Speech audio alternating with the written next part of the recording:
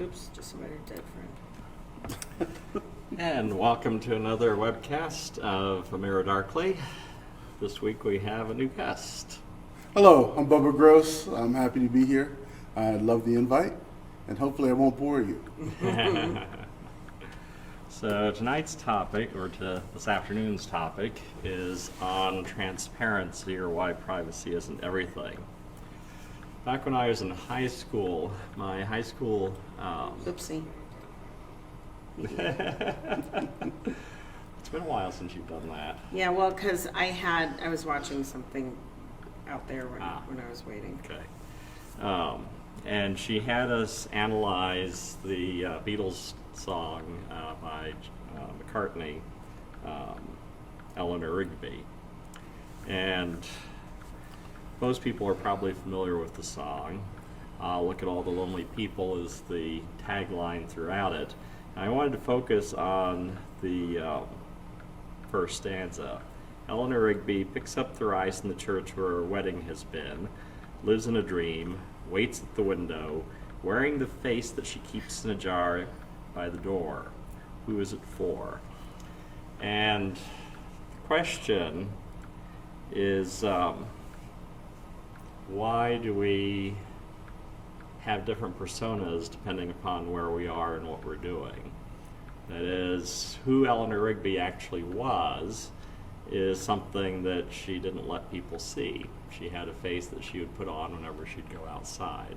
At least that was the conclusion my English teacher had with the analysis of the lyrics of that song.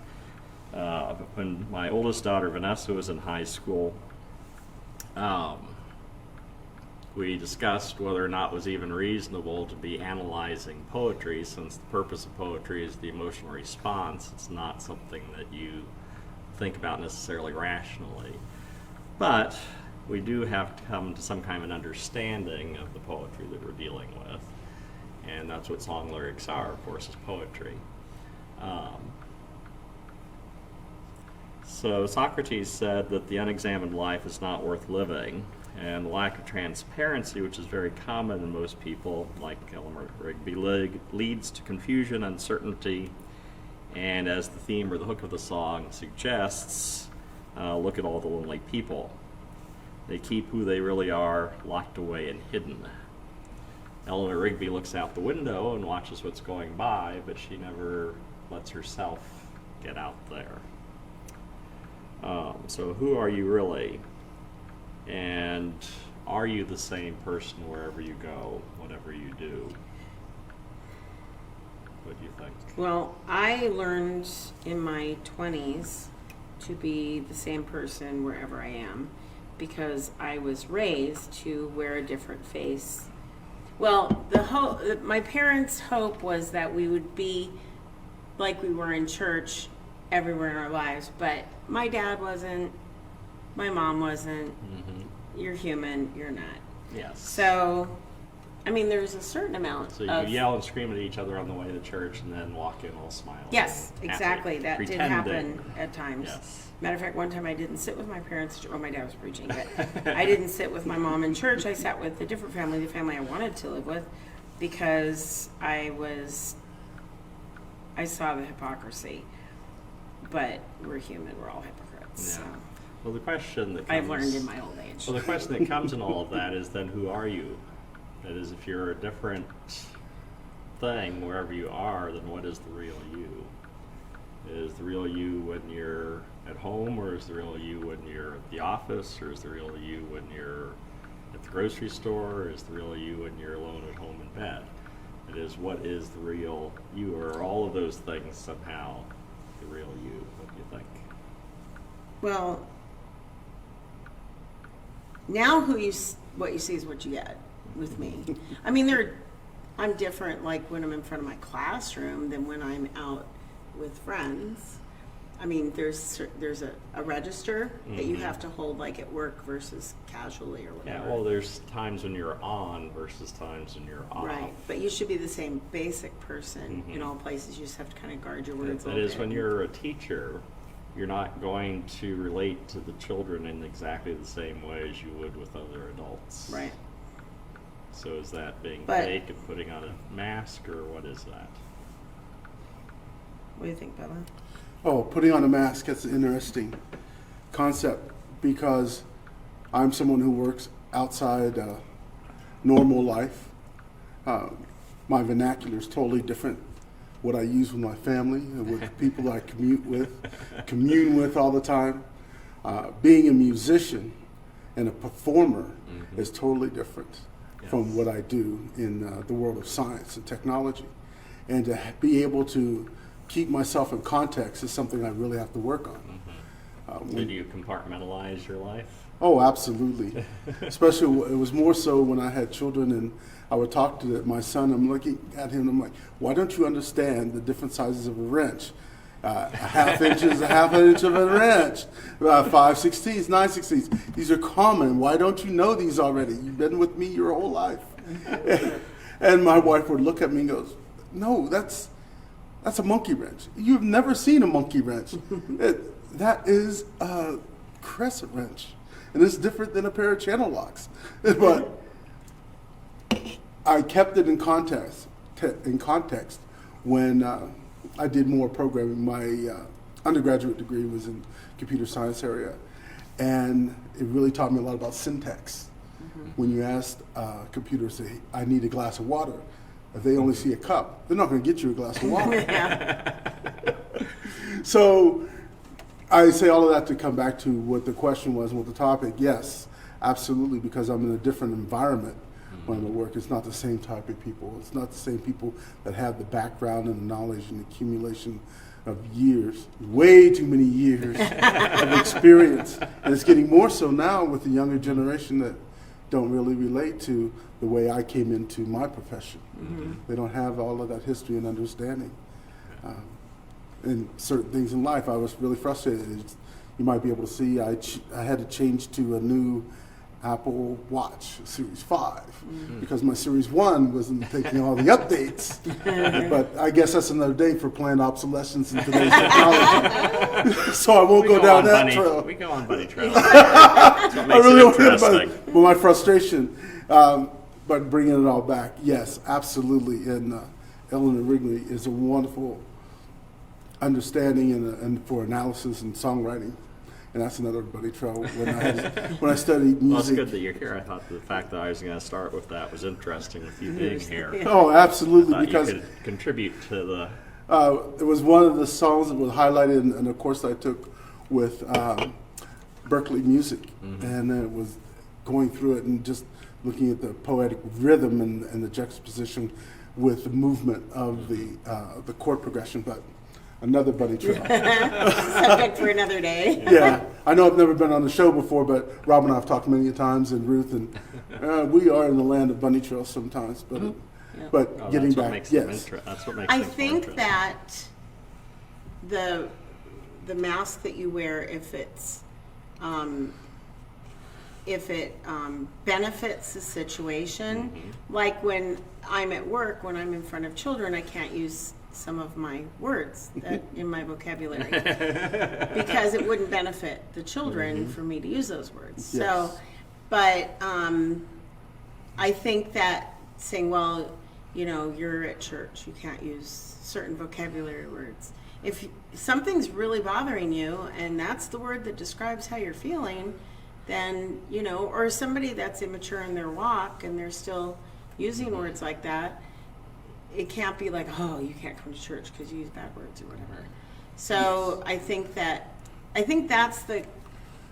People have certain expectations of certain environments, how they're going to feel. And so we will oftentimes adapt ourselves to fit into that given environment. I've talked about this before. It happens with translation of the Bible. That is, there are certain things that are actually there in Hebrew and Greek that a modern English speaker would be surprised to find in their Bible.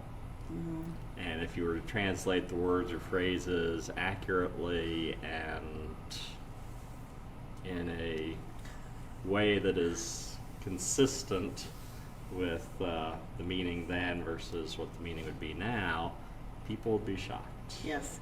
Stephanie, your wife, said some people use bunny trails as masks. She's probably related to a sculpture that I purchased from Luke Chu, and it's called Black and White, and it is a bunny that is in a complete suit. And when he comes home, first thing he takes off is his mask, which is his headpiece, and there's a different color bunny underneath. Yeah. And that's absolutely true, not just on a literal term, not a literal illustration of being a different race. It's just I try to be totally different at home. I try to let all of my professional jargon and angst go out that window, and especially when it comes to equipment. And it's like, okay, I digress. But that's a time that it's really beneficial. Absolutely. And see, I think that when people put on their church mask, it's actually a hindrance, because other people think, oh, you're like a really good person. I know I'm not a good person. And so that it makes it harder to relate to people, It's and also to harder for people help to people. heal or to be helped. Right. Exactly. That is, if people are afraid to be themselves, to use a buzz term, to be their authentic self, then, yeah, you can't really seriously minister to them. They are afraid that if they acknowledge that they have problems or issues, or that they're not, perfect and smiling all the time, then somehow they will be excluded or lose their place. And people should be in church, if no place else, entirely comfortable with being exactly who they are. That is, you should not be afraid to be your worst self in a church. Yes, because being raised in different denominations brought me to realize when I came to this congregation that it wasn't all happy-go-lucky. It wasn't all Lucky Charms, which I don't like the Lucky Charms anyway. But Unicorns and rainbows. no, it's the little gravelly marshmallows that just send me up a rope.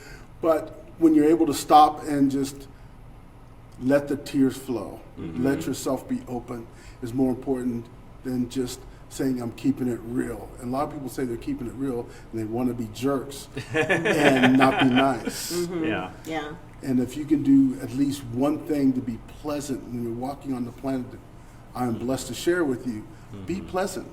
Let me be pleasant. Well, it's that whole beneficial versus hindrance. If you're just want to be a jerk to everybody, then that's a hindrance to yourself, to other people. Yes. But if you're in a really nasty mood that day, but you're kind to someone because that's what they need, you could say that's not authentically who you are at that moment, but you're doing it to benefit that person. True. And you could even express that, I'm not feeling well today, or whatever. I'm really grumpy, so I'm not going to be able to lift you up at all. We shouldn't be afraid to admit, okay. And that's the other thing too, is admitting your flaws, and being able to say you were wrong, and to humble yourself. And I think that's a lot of it.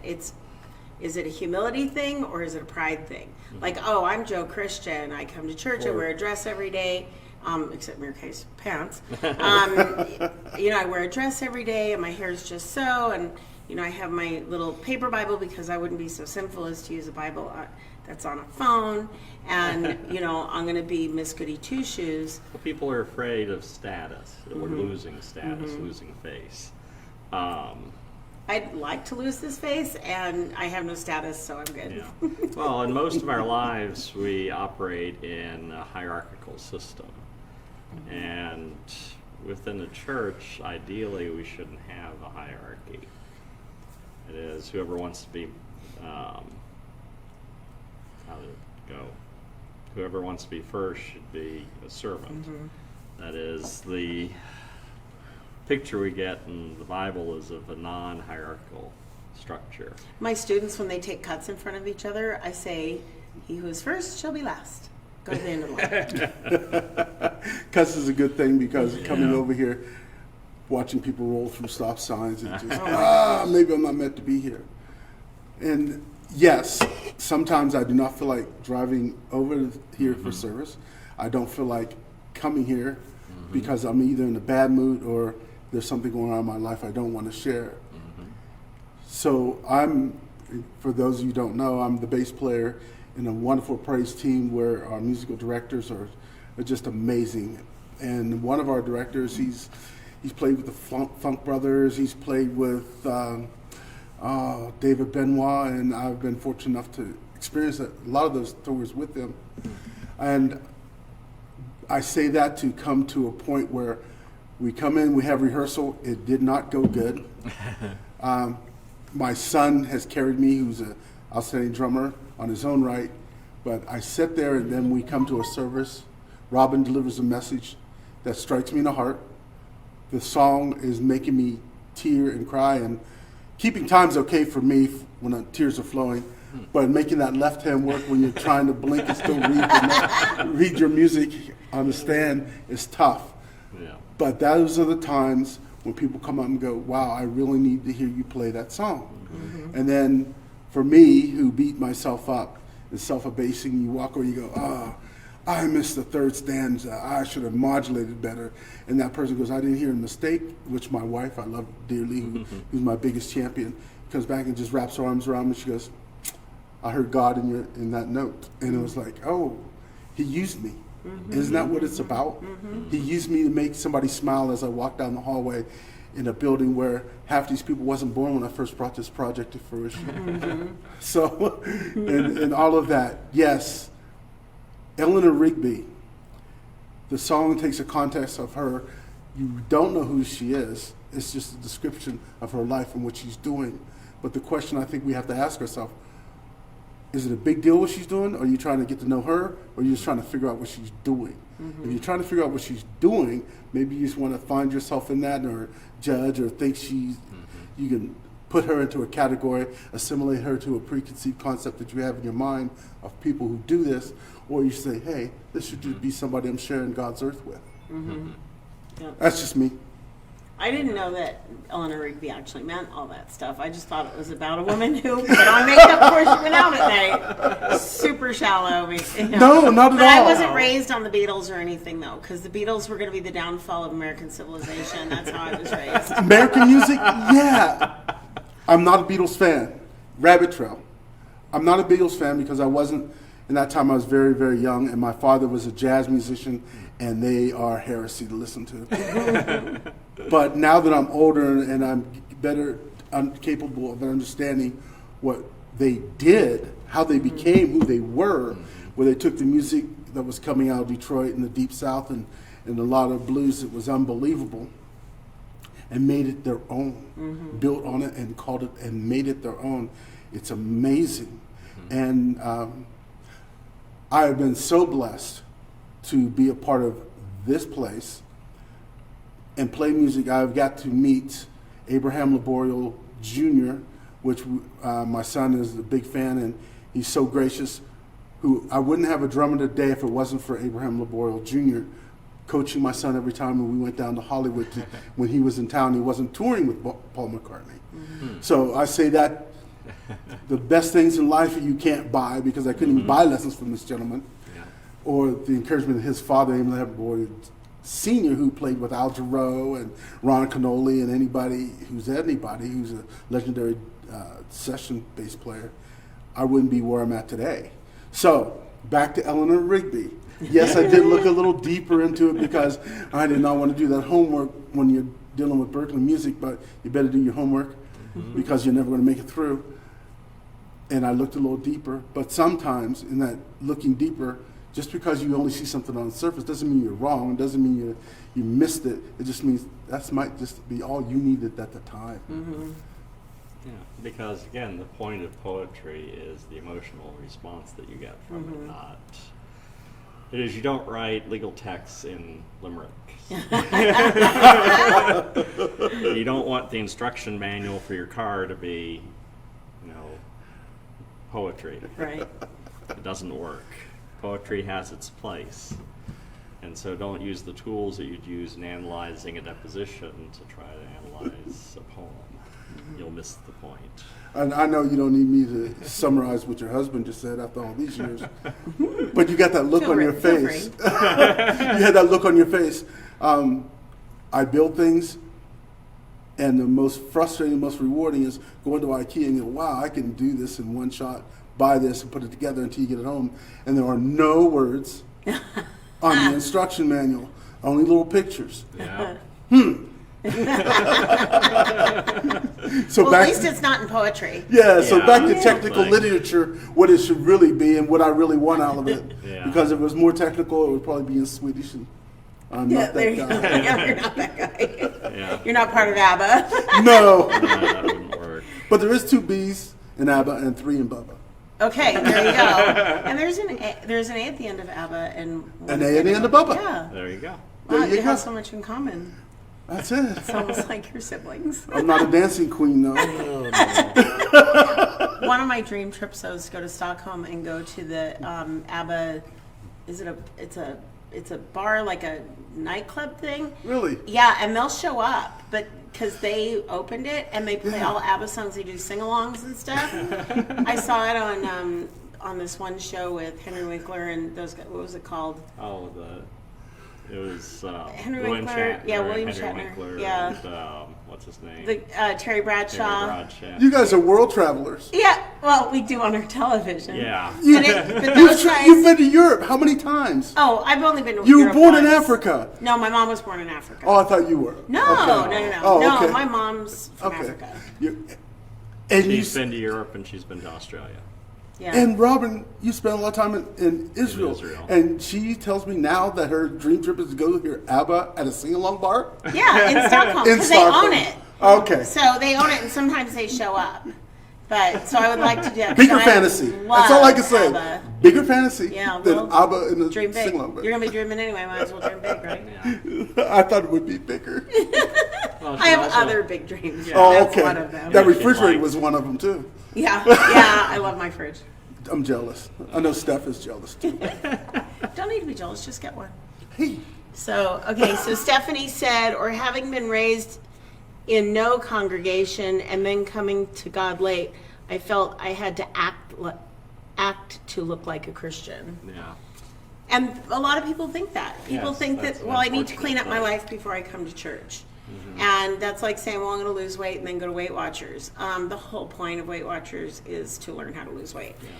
And Or I'll get well before I go to the hospital. right, yeah. Once this horrible infection goes away, it's eating my limbs, and then I'll go to the hospital. You know, coming to California and going to church, the first thing that I know is that y'all don't get dressed up. At home, I know that I might get away with this on a Saturday, but I'm not going to get away with my polo shirts that I wear in the praise team. And it's like, and I know I talk to many people that have that understanding in their mind that I don't have the clothes to go to church. I've found a lot of excuses and reasons not to go to church or attend.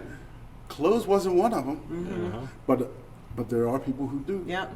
Well, you know, when I grew up back east, and so it's at least then it's probably not so much now. But then it was much more formal of an affair to go to church. Like your Sunday best, that comes Yes. from going That to was the church. thing. Yeah, like I had school clothes and play clothes. I guarantee you that the kids in my class, they go home and they play in the same clothes they wore to school. You know, we didn't have separate clothes, but clothes were expensive and hard to come by. That's when like sewing clothes was really economical. Now sewing your own outfits, you only do it because you want an outfit you can't find. You don't do it because it's cheaper. It's so expensive. It sure. is very expensive to sew your own clothes But and the what- time involved. But wouldn't that be part of the uniform that we would put on that gets us into the role and not into what we want to be? Because anytime that I put on a certain set of clothing, I do have that mentality. Now I'm going to do this instead of I'm just going to be. A lot of friends, when we attend things, my wife goes, "What are they wearing?" Clothes. It's Not some- clothing optional. it's not the thing that and I say guys, I think this way. I don't know. Robin thinks that way. I don't think about that.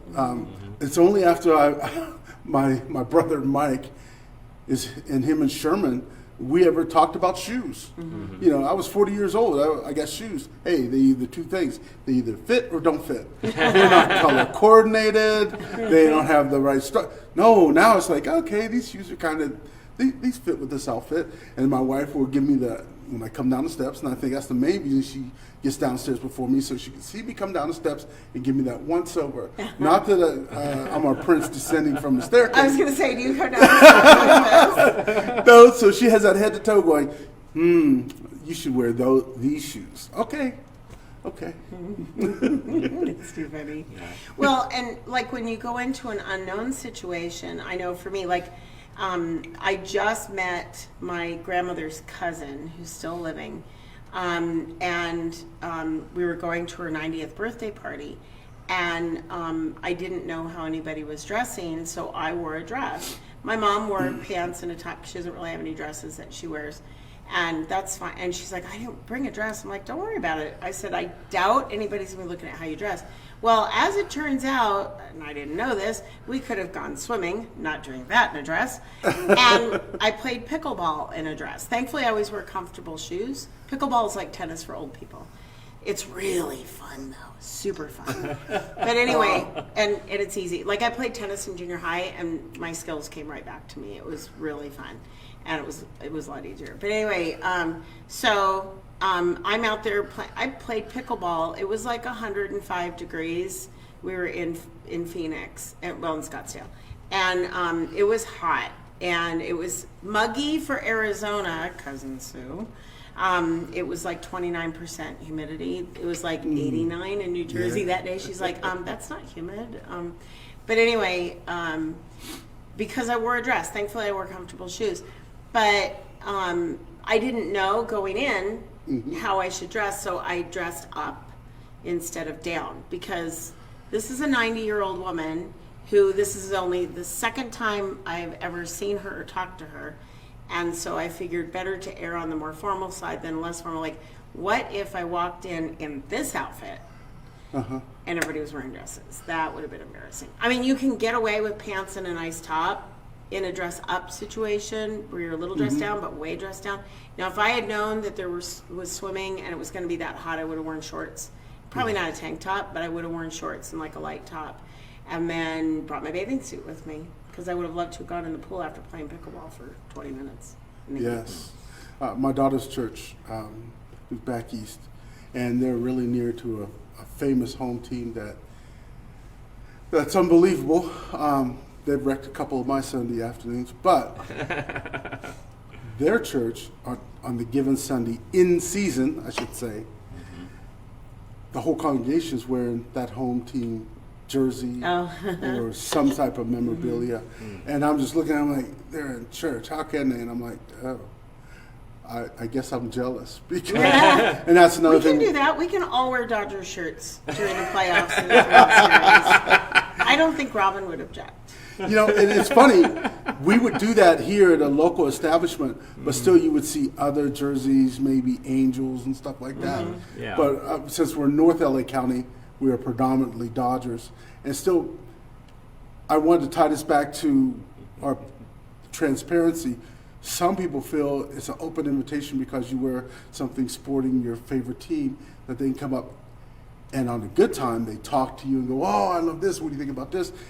And other times, I was in the airport and I was wearing my favorite team's shirt, and I wear my favorite team's polo.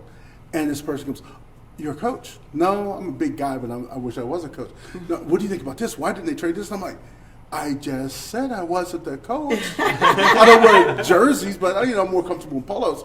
And Tell them you're the CEO and you're not involved in that. You have people. For that. I have people, but people come up to you, and then the not so nice people come up. How can you wear that jersey? Oh, well, because I bought it. And this is still America. And this is a jersey, and it was a couple of $100. More than your whole outfit. So I am wearing this. If you don't like the team, I understand that. But hey, we're not in the Coliseum. So just don't argue with me about a trade that didn't happen or how I embarrassed your team or anything like that. That's funny. And I work on myself and getting back what kind of a good Christian I am. There's a guy in the news right now that I'm going, you wonder why we let him go. Yeah, he had a lot of talent, but see what you got. Yeah. And there's a lot of those guys out there who don't perform when they leave my team as well as they did with my team because they think they deserve something better. And I think we all do that with God because we look at cars and we go, I deserve that new car. I deserve this. And I was recently on a business trip, and I was upgraded to a Challenger, and starting a Hemi. Oh, I deserve one. Gonna weep a little bit. It was one of those moments.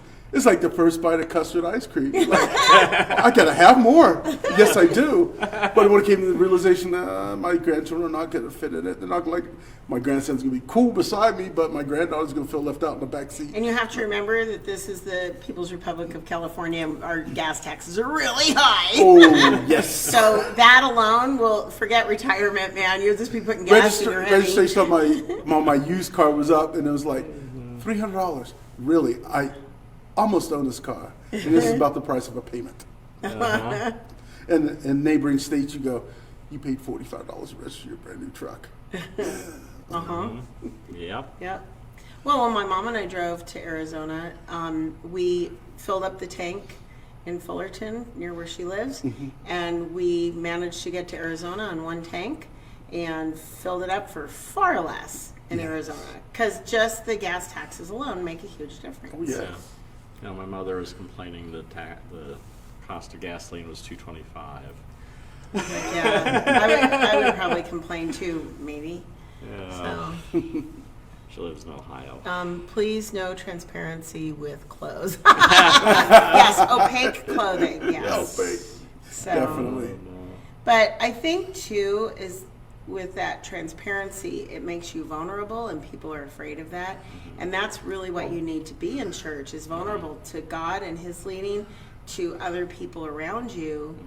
And that vulnerability is a hard thing, very hard. True, because you're putting yourself out there as a musician, in lack of a better term, better description term. I am a singer, I'm a songwriter that sings my own material.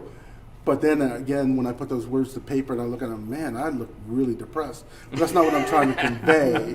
I'm making a statement. But if you write from a place as a musician, as a singer-songwriter, you write from a place of honesty and truth of yourself and how you feel, you're going to be more happy with the product. And I say that because people who've tuned in this probably read some of Robin's writing works, and you go, wow, I hope he didn't write from a position of truth. Because his Like sci-fi Stephen is King. out there. We don't want Stephen King writing. Yeah, from Stephen his King's work. little kids going, no dad, no bedtime stories. Okay, one of the things in terms of writing anything, Larry Niven, science fiction author, he got a letter from a quote-unquote fan berating him for the attitudes and beliefs and behavior of one of his characters in one of his novels. And Larry Niven wrote back to him and said, we writers have a technical term for people that imagine that our characters reflect who we are as a person, as the author. We call them idiots. It's like if you're watching, say, Alan Rickman playing Snape, you know he is an actor. He's not actually Snape. Harry Potter. Oh, okay. Snape was an unpleasant professor at Hogwarts. Sorry. No, Alan Rickman, and you said, and probably a lot of people go, oh, I see who he is. No, he was the guy from Galaxy Crest. And also, and also in Die Hard, he played the bad guy. The bad guy I died. love Yes. Alan Rickman. He was also in Robin Hood Men in Tights. But he's an actor, and so the characters he was the plays sheriff may of be Robin like Hood. this, but as an actual human Yeah. being, he's not going to be like the character he's playing. Walter Goggins, I really like it, the way he's a menacing villain. But after seeing him in The Shield, and he was an unbelievable racist cop, I really didn't like him. And then in Justified, he reprised that role, but I didn't like him. But then Sons of Anarchy, it was like, oh, hard to take. And now he's in the show that is, I just watched the pilot, and his skills are unbelievable. But I'm still trying to get over all the dislike of the characters he played. Because being in this proximity of Hollywood and being on the near side of these productions, it's like, oh, I gotta let that go, and I can understand how some actors get really twisted up into it and stay there. Yeah. So. There again, is that who they really are, or are they transparent and trying to be something else? I don't know. Well, that's your job, and you're doing this thing. Well, it's like if you were a drill sergeant. That is, who you are as the drill sergeant with the squad that you're with is going to be different than who you'd be at home, I would hope. You'll be a very lonely person. Sir, yes, sir. I was talking a few months back with my brother Sherman, and we were talking about Elton John's song, Rocket Man, because he used to fly all the time. I used to fly for the commercial side of my business. But people come and go, wow, what a neat job. You get to do this, you get to do that. Especially the young talent come on and go, wow, I remember these programs. My dad told me about those. But My grandpa told me. yeah, my grandson's saying that's Opie's playing. But when you're just a person, all this technology means something to me, but that's not all I am. Mm-hmm. It's just my job 5 days a week, and there's a lot of understanding in that lyric for me, and I can relate a lot to that. Yeah. So there was a little lull in the conversation. Well, that's fine. I wanted to give it back. Okay. Back to you, Robin. Back to me. Well, transparency morphs into a little bit. The other title for this, or subtitle, was Privacy Isn't Everything. And privacy is, how private should we be, is the question. Because transparency relates to that. As you're holding back certain things, you're hiding certain things, it's a mask. TMI is another phrase that comes up in that sort of thing. That is, you don't need to, in being transparent, necessarily give all your dirty laundry. It's like with Facebook.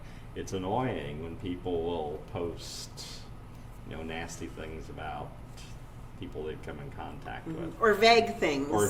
Now, if we're picking on Walmart, that's okay. I was Walmart so deserves. supportive of you. Really. Thank you. Well, they put deodorant in those things now too. You can't get deodorant. I went to get deodorant and I saw it all locked up. I thought, well, phooey on this, and I went to Target. I'm not gonna play that. I mean, it's like they've lost their. It's monkey blanketing. We learned that. What's that monkey term. blanketing? When you just throw a blanket over everybody, like when the boss sends a letter, like, okay, quit putting check marks next to these kind of parts or something like that. It's like it's one guy doing it, or maybe 2 people doing it, but he throws a monkey blanket over everybody. It was a speaker that we listened to this week at a professional development, so we call it monkey blanketing. It's like they're focusing on loss prevention, but they've lost sight of what their primary task is, which is to sell stuff to people. Yeah. And so you've made it very hard to actually purchase anything in your store. So I'm going to go someplace else where I can actually get what I want. See, I go to Target, which I'm sure has a loss prevention policy and have implemented things, but you can actually go to the shelf, pick up the deodorant, and take it and check it out. It's not like shopping in the Soviet Union. I know. You don't have to get somebody to come and open the thing for you, and then they put in a little thing and take it up there, and so you have to follow them to. Well, your description was priceless. Yeah, I mean, I'll give a backstory. It was this morning, which being married to a wonderful wife and exposed me to other personal hygiene things than other you than must have Zest been poorly dressed and smelled bad.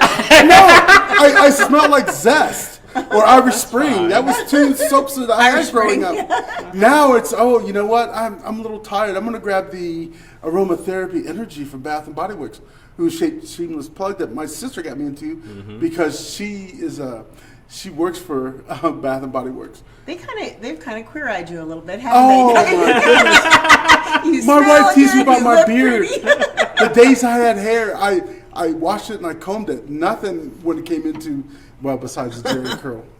But now my beard, I got to have this beard oil and I want this conditioner. And I ordered from Amazon. But this morning I had to go and I need some body wash for every day in this we're in the desert, dry skin. So Dove has this great body wash. Couldn't find it. Of course, they changed the fragrance, and I had to find somebody who could understand what I was looking for because I wasn't very articulate of what I was saying because I was a little aggravated. One, I'm in Walmart, and two, I got to go to a special secret section with high security. But the young lady who helped me was really nice. She goes, I got to put it in this. It was a clear glass or clear plastic case. I'm like, it is $6. I have a cart full of groceries. I'm not going to one checkout stand and do two and do another purchase. So I got this, and I got a new watch today. The watch was substantially more expensive than what I It spent. was $750. Go ahead. The soap was around $5, and the watch is 100 times more expensive. I went to Target and I got the watch easier than I got the soap from Walmart. Something is amiss. Yep. Exactly Something right. is amiss. So I got home, my wife talked me down, and she had coffee ready. But other than that, it's like, no, next time I want to go to Walmart and I need a belt, blind shades, and soap, I'm staying home or I'm moving out of the state. I'll go to Arizona and get That's it. why a lot of people are moving out of the state, Yeah. man. Love California, been here 40 years, but they're killing me when I just Yeah. want to get my soap and go home. That's why I call it the People's Republic of California. It's no longer a free state. When my mom and I go to Nevada or to Arizona, and we go to the grocery store, we buy 5 or 6 items. We're usually staying in a suite because we cook for ourselves, and so I'll go. Ooh, we're in a free state. Look, we can put one thing in each bag, free bags, and we do. If we have 10 items, we get 10 bags because then. And we can get soda straws. Yes, and we can get soda straws. All you can use. It's like a soda straw buffet. So it is so nice. The free states are a nice place to be. So I'm a member of a private association, and we made that comment because it was the Air Force birthday, so I wanted to go to this private establishment and just say hi to my brothers in arms or other personal events, and they have straws there because they're a private entity and they don't have to succumb to this. After it took me 20 minutes to get there because my lanes have shrunk. And there's people riding the wrong direction. your what has shrunk? My lanes, driving lanes. Yes, because the road For the diet. bike lane. Yeah. The road diet, and people riding bicycles on the wrong side of the road coming toward me, and I'm trying not to hit them. Yeah. Yes. Yeah, it's lots of fun. Yeah. So who I am is a big angry guy who and needs salvation every Sunday. So that's why I have to keep coming back. Yeah. I have complained to the managers at that Walmart. I have complained to the corporate office. They don't care. I've threatened to write newspaper columns on my experiences. They don't care. I write the newspaper columns. They still don't care. Nothing changes. So Stephanie said, what people forget sometimes that God knows all already. No need to put on a mask for anyone, and she put that all in capitals. Yeah. And that's true. Who are you trying to fool? You may fool Yeah. me, but you ain't fooling God. So you might as well just be who you are. Yeah. Well, again, it's because we are afraid of losing status. We're afraid of losing affection from people. That is, the Bible makes the comment that that fear is the beginning of wisdom. But then the Bible also says that love casts out fear. And the problem we have is in recognizing both that God loves us and that the people around us can love us. And we're very afraid that people will not love us if they find out who we actually are. Well, the dirty little secret is they'll love you more if they find out who you really are because Right. you're But more we relatable. are afraid. Yes. We fear. Yeah. And it's very hard to get beyond the beginning of wisdom to actual wisdom. Yeah. I think a lot of times we have a preconception in our mind, our purpose after we come to know the Lord, that we are now God's recruiter. Jacqueline Vasquez, in one of her lyrics of her song, says, "Don't look at me. Please don't look at me if you think I'm the perfection and edification of God's saving grace. Look at me because I'm saying, hey, I'm just here making this journey with you, and we're all trying to figure it out on the same plane. And if we're open and honest with this and stop saying, hey, God's going to make your life rosy and green, no, No. we're still going to have sprinkler work and we're still There's going to still have going to brown be spots in our plumbing. lawn. Yeah. He had to bring the small snake to church. We ended up having a plumber fix the sink. It was clogged. But he did have to do a little plumbing this week, so you'll hear all about it tomorrow before the Yeah, sermon. I don't like plumbing. And dryer fixing. And dryer fixing and so there's The plumbing. Dodgers did win last night, though, so it won't be a Yes. completely Yes. gloomy sermon. Although, how will they do today? Oh, I was watching the Dodger game, and it was, we just tied up against the Rays. And I cut the cord, well, my wife and I, we cut the cord, so we're limited to what we can purchase or pull off of Roku or YouTube. And YouTube's game of the week was the Dodgers Ray game. And I'm sitting there, no, it's 9 o'clock. I got to get up, and my alarm goes off at 4 o'clock. And it's like, are they going to win? No. So every bad pitch, you're like, I want to turn it off, but you get that hope alive. Yeah. I want to see the good part. It's got to get better Like than this. gambling. Just one more. If I can just win one more, I'll do it. Yeah, it's got to get better. It's like an M. Night Shyamalan movie. It's got to make sense. I like how you say his name. What was his last M. Night Shyamalan. I butcher his name like he butchers my expectations of films. He didn't wrap this up. I'm not happy. Yeah. Oh, So you keep gosh. expecting better of him. Yeah, Sometimes he hits. true. So privacy. Oh, I want to tell you a little privacy Oh. story. So my mom has been having trouble with her computer. Well, now something's going on with her phone. She had a message, it's a scam message, said your account is all clear. So she goes running over to her bank. She couldn't check it on her computer because her computer's jacked up. I've got to go down there and fix it. But she goes to her bank and she talks to the teller, and he's like, "No, your bank account's fine." And he said, he goes, "Do you mind if I see your phone?" She goes, "You can see anything you want on my phone." She goes, "I have nothing to hide." She goes, "You want to pray for folks on there? You just hit that button." on. So, but like with my mom's HIPAA stuff with the hospital, they're like, "Can we tell your children how you're doing?" She goes, "You can tell my kids anything." She goes, "I don't care who you tell the world, I don't care." And she is like that. But what's interesting is she had a hard time not wearing her hat in public. She will do it now because everybody's kind of fond of her. At the last barbecue we had at our house, it was like, "Oh my gosh, your hair is so cute." And so now she'll go without her hat. But I think that was more of a vanity thing than anything. But Yeah. but it's funny because my mom's like, "Psh, I don't care what people," and I'm kind of that way too. I don't really care what people know about me. Yes. So There's a lot of things privacy. There's a lot of things that I don't care if you look at, but there's a lot of things I don't want to share. A lot of that comes from my profession, right. and Right. Well, having you- to keep things close to the chest. But other things, it's like, no. Signing with Facebook? No. Why do I want to sign in with Facebook when you guys hit me with enough advertisements as this?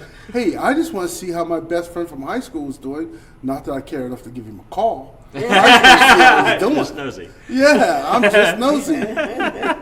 Well, if you call him, you've got to ask him all those questions. See, this way you can just troll his page. Yeah. Yeah. And then- Stalking is a lot. Yeah, stalking on Facebook is way cooler than calling somebody. Well, I like to see trolling because I look at it, and it's women. I should say the women that I grew up with. I see they're all talking about their families and how their families progress, and the guys are just, hey, they're talking about the stuff they got, and that means they got fat like me, or they didn't get fat, and they're just pictures of themselves at the gym. And I do not want to see 50, near 60-year-old guys at the gym working out and making jumps and all this other stuff. No. And all the musicians I played with in my career, they're too busy to be on Facebook anyway, or they're using it as a plug to get their next gig. So Facebook Yeah. is not my best way of communication. My mom would always ask me, "So have you heard from your sister lately?" I'm like, "Mom, we don't hear from each other. We catch each other on Facebook. If I'm not sure what she's up to, I just check her Facebook. She checks mine. That's how we keep up." And because I don't have time, neither she nor I have time to call each other. And her schedule is really vastly different because her husband gets up super early in the morning. He goes to bed really early at night. So she doesn't like do calls like after 7 o'clock. Well, my phone's open till 9, but I prefer to text rather than talk to somebody You're a on the good phone. millennial. Yeah, I call myself an elderly millennial. I'm a better millennial than my children. That's funny because text means you really don't want to talk to me, and you want to converse when you get a chance, and that's a conception I have in my mind because my children are like, hey, I texted you 3 times. I didn't have a chance to even type the first answer. I'm not a bad, I do a lot of data input, but I can type pretty quick until it comes to this little thing and my thumb's working like that. Yeah, no, my thumbs don't work like that. Plus, I have these. I have little tree stumps for thumbs, and it's hard to type with the sausage. So We just did the iPhone OS 13. OS 13, so now we have swipe. My wife's looking. oh, welcome. Like to she's baking a 21st cake with her century. finger, mixing it up, and a paragraph comes out. I go, that's not right. Delete. No. Android has had swipe for a while. I'm glad you came into the 21st century.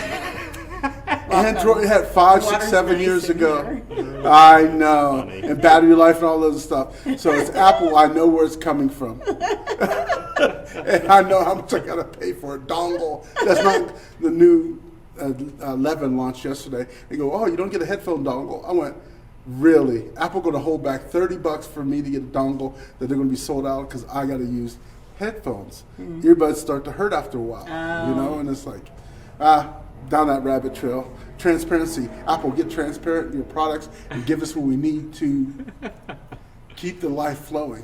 One of my students, because my kids all use wired earbuds or headphones at school, because we do have Bluetooth, but they're not using it. So anyway, so they all have wired earbuds, and one of my kids, her earbuds broke.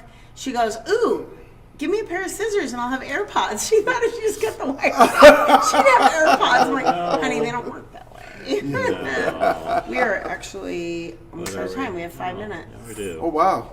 Yeah, That that went time fast. flew. Yeah. It did. No, that's fine. I always It was have more fun. stuff Well, that it I was can. super fun having you. I about hope and- you come back. I Yes. will. Thank you. Yeah, next I really week appreciate it. is on Epidemiology? epistemology. Okay, No. no. Evidence.